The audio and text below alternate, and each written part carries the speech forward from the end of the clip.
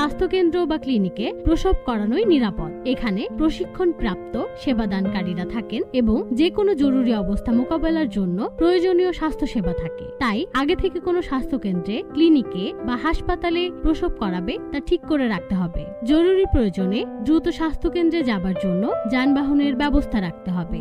1 অথবা 2 জন রক্তদাতা ঠিক করে রাখতে হবে। গর্ভধারণের শুরু থেকেই টাকা পয়সা জমিয়ে রাখতে হবে। যদি স্বাস্থ্যকেন্দ্রে বা ক্লিনিকে প্রসব করানো সম্ভব না হয়, সেক্ষেত্রে বাড়িতে প্রশিক্ষণ প্রাপ্ত ধাত্রী বা স্বাস্থ্যকর্মীকে দিয়ে প্রসব করাতে হবে। এজন্য তার সাথে আগে থেকে যোগাযোগ করে রাখতে হবে। বাড়িতে প্রসব হলে প্রসব সরঞ্জাম যেমন পরিষ্কার সুই, সুতা, সাবান, শুকনা সুতি কাপড়, তোয়ালে, ব্যান্ডেজ, ক্লিপ সংগ্রহ করে রাখতে হবে। প্রসবের জায়গা পরিষ্কার পরিচ্ছন্ন ও জীবাণুমুক্ত রাখতে হবে। প্রসবকালীন সময়ে যে কোনো জটিলতা দেখা দিলে গর্ভবতীকে দ্রুত স্বাস্থ্যকেন্দ্রে নিয়ে যেতে হবে।